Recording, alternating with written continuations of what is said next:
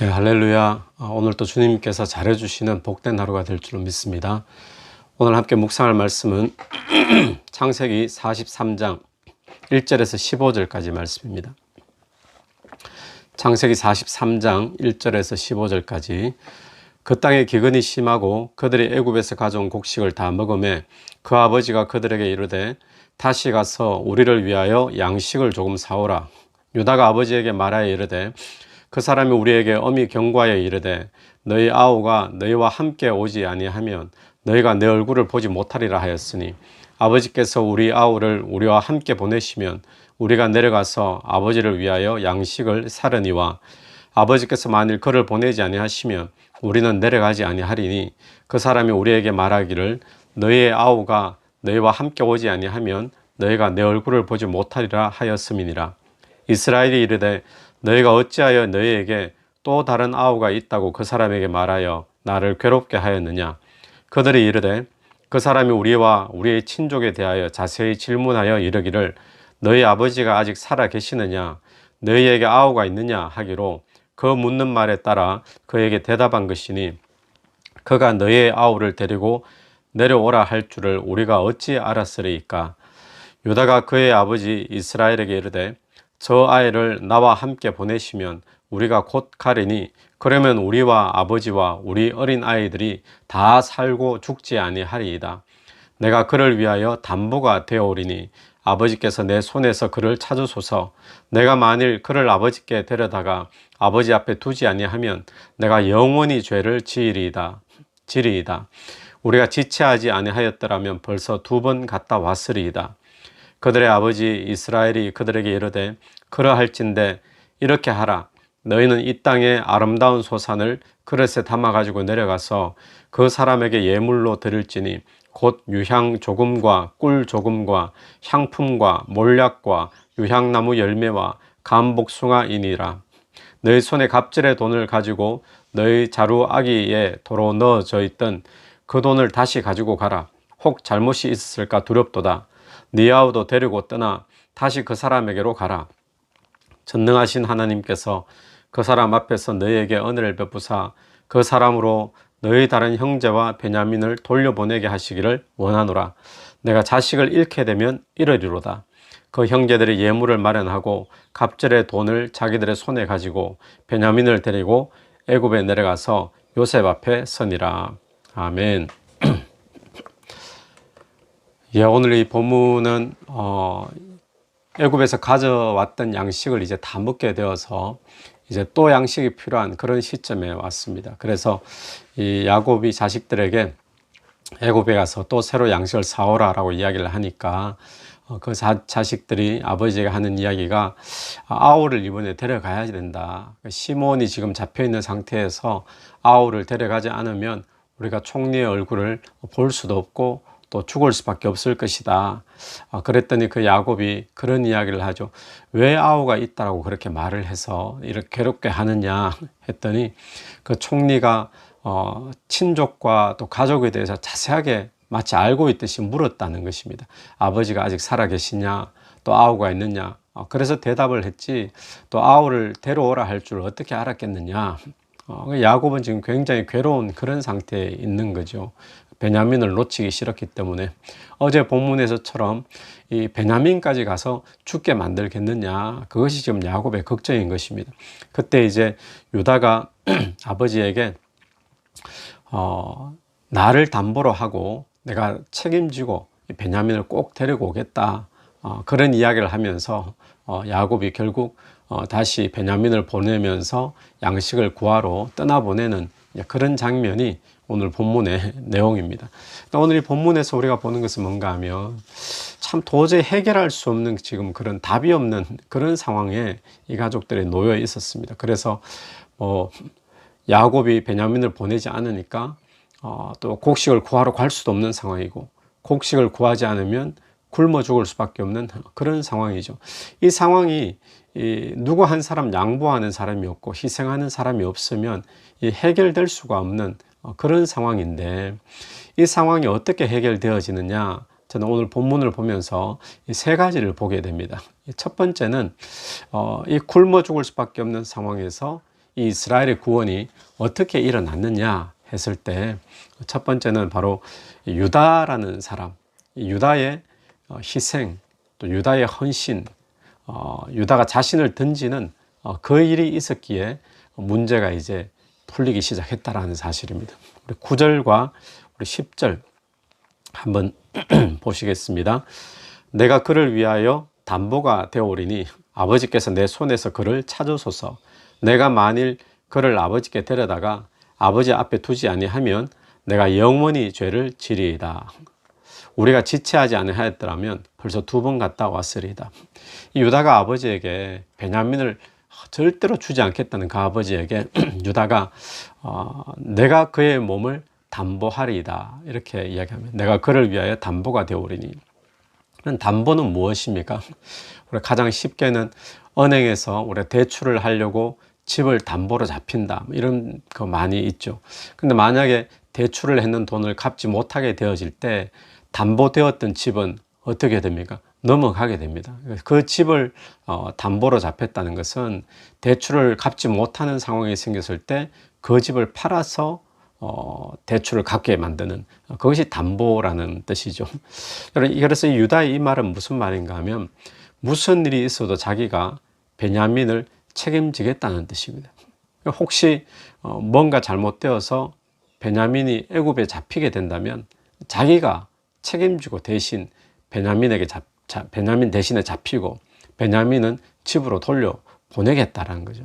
그러니까 유다는 자신이 그를 담보할 테니까 베냐민을 지금 같이 보내달라 그렇게 이야기를 하는 것입니다. 여러분 상황이 지금 이런 상황이죠. 구해온 양식이 다 떨어져서 이제 또 구하지 않으면 온 가족이 다 굶어 죽게 되는 상황입니다. 그러니까 다시 양식을 구해 오려면 이번에는 베냐민을 데리고 가야지 양식을 구해 올 수 있는데 근데 문제는 아버지가 베냐민을 절대로 포기하지 않습니다. 만약에 베냐민이 가지 않는다면 애굽에 가봤자 양식을 구할 수 없는 것은 말할 필요도 없고 또 총리에게 이들이 정탐꾼으로 몰리게 되어서 형제들 다 죽을 수밖에 없는 또 갇혀있는 시므온도 지금 풀 수 없는 그런 상황에 놓여 있습니다. 그러니까 이들에게는 안 가면 굶어 죽고 가야 되는데 아버지가 베냐민을 보내주지 아니하고 베냐민 없이 가면은 가봤자 오히려 죽을 수밖에 없고 뭐 이러지도 못하고 저러지도 못하는 정말 답이 보이지 않는 정말 진퇴양난의 그런 상황에 이들이 놓여 있었는데 이 상황이 어떻게 실마리가 풀려지기 시작하는가 하면 그 형제들 전부 다 아버지의 눈치만 지금 보고 있었거든요. 이런 절박한 상황 속에서도 뭐 어떤 누가 한 사람 대안을 제시하지 못할 때 유다가 나서서 내 자신을 담보로 잡히겠다는 겁니다. 그러면서 이 문제가 해결하기 시작되는 거죠. 가족을 살리기 위해서 자신이 희생되면 희생되겠다, 책임지겠다라는 것이 유다의 자세였습니다. 그래서 이 유다는 이 일을 통해서 가족 구원의 문제가 해결된 거죠. 그래서 이 유다는 이 일을 가운데 자기의 희생이 있었는데 유다는 사실 어떤 사람인가 하면 부족함이 많은 사람이죠. 또 허물도 많은 사람이고 죄도 많은 사람입니다. 이 형제들이 요셉을 팔 때 그 가운데 있었던 사람이고 또 이 유다는 한때 신앙적으로 또 가족을 다 떠나가 가지고 이방 여인과 결혼했던 신앙적으로 타락했던 그런 사람이기도 했습니다. 또 이 일이 뭔가 잘못되어져 가지고 며느리와의 관계에서 또 자식까지 낳았던 그런 사람이었죠. 그런데 그럼에도 불구하고 집안이 가장 어려워졌을 때 죽느냐 사느냐의 그 기로에 놓여졌을 때 전부 다 눈치만 보고 있을 때 내가 자신을 희생시키겠다라고 자기 몸을 온전히 던지면서 실마리를 풀려고 했던 사람이 바로 유다였죠. 여러분 그러니까 이 유다의 가문 가운데 나중에 유다 지파를 통해서 메시아가 나오지 않습니까? 근데 이 메시아는 자기 자신을 십자가에 희생시킴으로 온 인류를 구원시키는 역사를 일으키시죠. 그것이 유다의 가족에서 나온다는 것이 그렇게 연결되는 겁니다. 여러분 오늘 또 구원하는 사람, 오늘 또 가정의 구원뿐만 아니라 문제 해결에 열쇠를 지는 사람, 또 구원의 통로가 되는 사람, 구원의 실마리가 되는 사람은 어떤 사람인가 하면 자기 자신을 담보로 잡는 사람, 그 사람을 통해서 하나님의 구원의 역사는 시작되어진다는 사실을 기억해야 됩니다.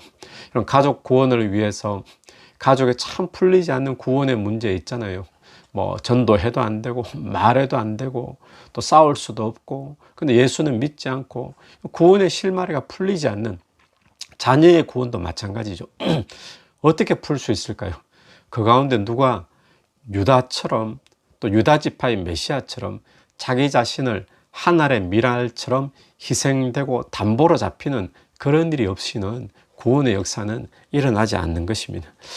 그래서 영원한 하나님 나라의 홀이, 영원한 나라의 홀이 유다 지파를 떠나지 않았던 것처럼 오늘도 저와 여러분의 삶에 이 구원의 실마리가 자기 자신을 희생하고 담보로 잡힌 유다를 통해 일어나는 것처럼 저와 여러분의 삶에 일어나게 되기를 간절히 바랍니다. 두 번째, 이 굶어 죽을 수밖에 없는 상황에서 이들은 어떻게 구원의 역사가 일어났는가. 두 번째는 야곱에게서 찾아보고 싶은데, 이 야곱이 자기의 마지막 끝까지 포기하기 싫었던 그 한 가지를 포기하게 되면서 구원의 역사는 또 풀리기 시작하죠. 이 야곱이 14절을 한번 보십시오. 유다가 이제 자기가 담보로 잡히겠다 하고 난 뒤에 야곱이 13절에 보니까 네 아우도 데리고 떠나 다시 그 사람에게로 가라. 베냐민을 데리고 가라는 거죠. 전능하신 하나님께서 그 사람 앞에서 너에게 은혜를 베푸사 그 사람으로 너희 다른 형제와 베냐민을 돌려보내게 하시기를 원하노라. 내가 자식을 잃게 되면 이러리로다. 자식을 잃게 되면 이러리로다. 이 고백을 야곱이 하게 됩니다. 야곱에게 있어서 베냐민은 어떤 존재였겠습니까? 야곱에게 있어서 베냐민은 분리시킬 수 없는 그런 존재였습니다. 야곱이 끝까지 마지막까지 포기할 수 없었던, 가족이 지금 굶어 죽느냐 마느냐 그 문제까지 왔는데도 야곱이 놓기 싫었던 마지막 영역이 바로 베냐민이었죠. 그가 이 마지막 붙잡고 있던 베냐민을 포기하면서 이제는 하나님의 은혜밖에는 내가 의지할 것 없습니다. 그렇게 지금 나아가는 모습이 야곱의 모습이죠. 여러분, 우리의 삶에 여러 가지 풀리지 않는 문제가 있을 때 우리가 알아야 할 것은, 그것은 내가 마지막으로 붙잡고 있는 욕심을 포기하지 않는 이상 그 문제는 해결되지 않는다라는 것을 우리 기억을 해야 됩니다. 야곱이 붙들고 있던 마지막 영역, 그 베냐민을 야곱이 손을 놓고 포기하고 이제 하나님의 은혜가 필요하다. 그때 구원의 역사는 시작되는 거거든요. 여러분의 삶의 마지막 영역은 뭔 것 같습니까? 오늘 이 아침에 그걸 한번 묵상해 봤으면 좋겠습니다. 어떤 사람에게는 뭐 사업일 수도 있고, 또 어떤 사람에게는 학위일 수도 있고, 또 뭐 여러 가지가 있겠죠. 자기의 취미와 오락일 수도 있고. 여러분, 뭔가 풀리지 않는 문제들, 답이 보이지 않는 문제들이 있을 때 나는 죽어도 이것만큼은 포기 못한다라고 하는 그것이 포기되어져야 됩니다. 그럴 때 하나님의 구원의 역사는 일어나게 될 줄 믿습니다. 마지막 세 번째는 이것과 연결되는 것인데, 자기 것 마지막 영역을 다 포기했다는 것은 이제 주님께 다 맡겼다는 것이죠. 그래서 세 번째는 주님께 다 맡김으로 이 구원의 역사가 시작된다는 것입니다. 내 마지막을 붙잡고 있던 것을 다 포기한 것, 이 다른 말로 하면 이제 내 것 다 났으니까 하나님 뜻대로 되기를 원합니다. 이제는 하나님의 은혜만 필요합니다. 하나님만 의지합니다. 그런 의미가 포함되어 있는 것이죠. 야곱은 지금 이제 가뭄이 들어서 온 가족이 굶어 죽는 이 일 가운데 오늘 처음으로 하나님께 의지하는 모습, 하나님을 찾는 모습이 오늘 처음 나옵니다. 그동안 지금 뭐 했다는 겁니까? 그동안 지금 할 수 있는 방법, 버티기도 하고, 뭐 베냐민 안 보내고 그냥 가라, 그래도 어떻게 안 되겠는가. 근데 지금 안 되는 거예요. 마지막 와서 베냐민 다 내려놓고는 자기 것 다 포기하고 난 뒤에는 이제는 하나님 붙잡을 수밖에 없는 거죠. 여러분, 하나님 앞에 맡기는 것, 그것이 하나님의 구원의 역사의 시작이 되는 줄로 믿습니다. 우리가 하나님 앞에 맡길 때 하나님이 반드시 역사하신다라는 어떤 굳건한 확신이 없다 할지라도 내 자신을 포기했죠. 내 욕심을 내려놨죠. 그리고 하나님 앞에 맡긴다는 것은 어떤 굳건한 확신의 어떤 믿음이 없을지라도 그렇게 시작하는 것이 이 모든 문제에서 하나님의 역사가 시작되어지는 바로 출발이다라는 사실을 기억해야 됩니다. 그래서 우리가 하나님 앞에 내 것 다 내려놓고 이제 내가 쥐고 있던 것 다 손 놓고 풀고 하나님만 의지합니다. 하나님이 은혜 베풀어 주시기를 원합니다. 그렇게 나아갈 때 막혀있던 문제들 해결되게 될 줄로 믿습니다. 오늘 세 가지를 저는 묵상하며 보았는데, 첫 번째는 한 사람의 희생, 한 사람의 헌신, 한 사람이 자기 자신을 완전히 희생시키는 담보로 잡히는 것, 이것이 있을 때 구원의 역사가 시작되었다라는 것이고, 두 번째는 마지막 끝까지 지고 있던 그 영역을 포기하기를 주님께서 원하십니다. 그걸 내려놓을 때 구원의 역사는 일어난다. 세 번째, 그 이야기는 곧 하나님만 이제는 의지합니다. 하나님 내게 은혜를 베풀어 주십시오 라고 주께 맡기는 것입니다. 여러분, 오늘 그래야 해서 우리의 삶에 참 답이 없는 그런 문제를 만날 때, 어떻게 해야 될지를 모르는 그런 일을 만날 때 하나님의 구원의 역사를 오늘 경험할 수 있는 저와 여러분 되기를 간절히 바랍니다. 기도드리겠습니다. 하나님, 은혜를 감사합니다. 하나님, 우리의 삶에 야곱의 가정처럼 이러지도 저러지도 못하는 상황과 또 일들을 만나게 되어질 때 주님의 희생과 또 내 마지막 것들을 다 포기하는 것과 또 하나님께 온전히 맡겨드리는, 하나님의 은혜만 구하는 그런 모습을 통하여서 하나님의 구원의 역사를 볼 수 있는 우리의 삶이 되게 축복하여 주시옵소서. 예수님 이름으로 기도드립니다. 아멘. 오늘 또 예수 이름으로 승리하시는 복된 하루가 되기를 간절히 바랍니다.